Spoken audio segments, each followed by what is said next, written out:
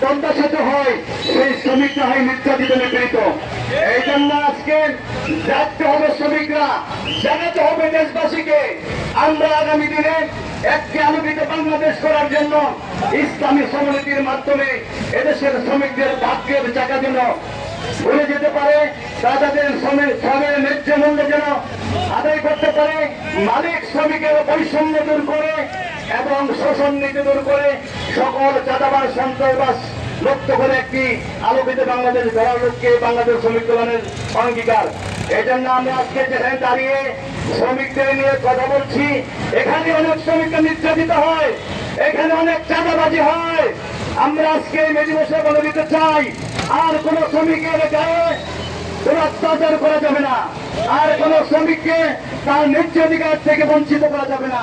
যদি করা হয় তাহলে মালিক শ্রমিকের বৈষম্য ভেঙে আমরা ইসলামী সমনীতি চালু করে বাংলাদেশের জমিনে ইসলামী সমনীতি প্রতিষ্ঠা করবো ইনশাআল্লাহ। এই জন্য সকলকে এই প্রখর রৌদ্রে আজকের বিশ্ববাসীর সাথে এই শ্রমিক দিবসের এই জাতীয় মে দিবসের একাত্মতা ঘোষণা করে সকলকে আন্তরিক ধন্যবাদ জানিয়ে এবং ইসলামী সমনীতি বাস্তবায়নের জন্য আগামী দিনের যে কোনো সময় যে কোনো কর্মসূচি ঘোষণা করা হয় আপনারা ঐক্যবদ্ধভাবে সামিল হওয়ার উদাত্ত আহ্বান জানিয়ে আমার বক্তব্য শেষ করছি। আসসালামু আলাইকুম ওয়া রাহমাতুল্লাহ। জি আলহামদুলিল্লাহ। সম্মানিত উপস্থিতি, এই পর্যায়ে আপনাদের সামনে বক্তব্য নিয়ে আসছেন দাউদকান্দি তিতাস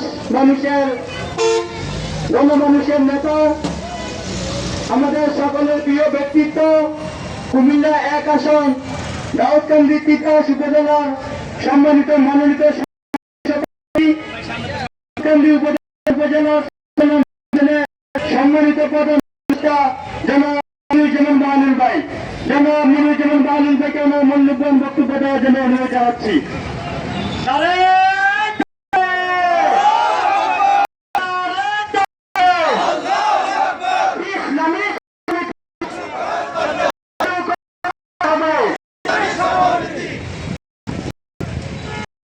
أعوذ بالله من الشيطان الرجيم.